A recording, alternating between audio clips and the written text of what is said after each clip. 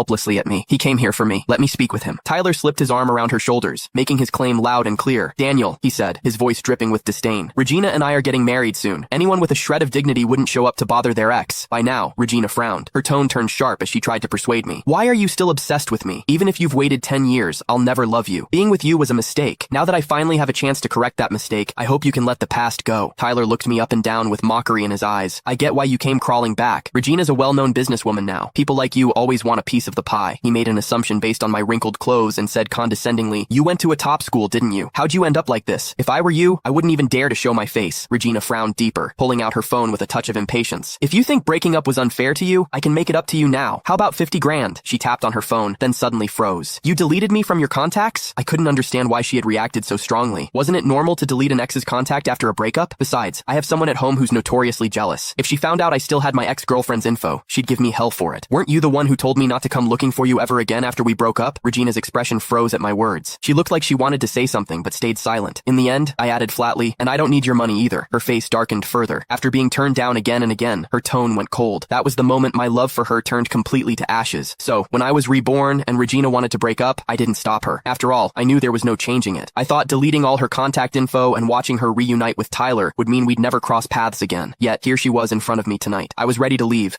but Tyler refused to let it go. He insisted on humiliating me in front of everyone to get close to Regina. You really went all out, didn't you? Look at you, dressed like that. I bet you don't even have a real job. Tell you what, I can introduce you to a position here at the hotel. Learn how to serve people. You could make 5 figures a month. I found myself surrounded, unable to leave. With no other choice, I said calmly, thanks, but I already have a job. I'm a photographer. The moment I said the word, Regina's eyes snapped toward me. Something complicated flickered in her gaze, her lips moving as if to speak. However, she turned her head away and said coldly, photography? How much money can that make? A hobby doesn't put food on the table. Look, since we all know each other, I can help arrange a proper job for you. I froze in that instant. I realized she had completely misunderstood me. Her expression tightened, anger flashing in her eyes. I'm offering you an opportunity. Don't come crying to me later when you regret it. I stayed silent. I didn't bother to tell her that my photos were regularly published in national magazines and even top international journals. The royalties alone weren't any less than her income. However, if I said that, she'd probably just think I was bragging, especially since I was standing there in wrinkled pajamas. It was all my son's fault. He insisted I play in the sandbox with him, and when I turned around, he had run downstairs. I didn't have time to change before I rushed after him. Just as I was thinking of leaving, the same waiter noticed something. He pointed at my clothes. Balenciaga? Where'd you pick that up? Don't tell me you're a janitor here who stole it from a guest's room. I frowned. Why can't it be mine? Tyler let out a mocking laugh. Yours? Can you even afford it? What kind of rich person would run around looking like a slob? He pinched his nose theatrically. Dirty too. Probably didn't even wash it before throwing it on. Regina's brows knitted so tightly it looked like she might crush a fly between them. Daniel, look at yourself. Do you still want to argue? I ignored them and looked straight at the waiter. If you really think I stole something, then call the police.